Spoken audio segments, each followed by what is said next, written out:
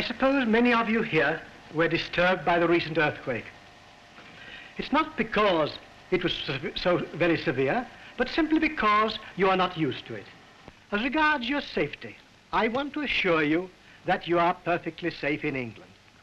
The rocks below the British Isles are some of the safest in the world. We don't arrive at any dangerous ones until we come to Italy and Spain, which is about 600 miles away. The risk from earthquake in this country, I have made a small calculation, and I find that it's about 3 million times less than you experience in crossing the street.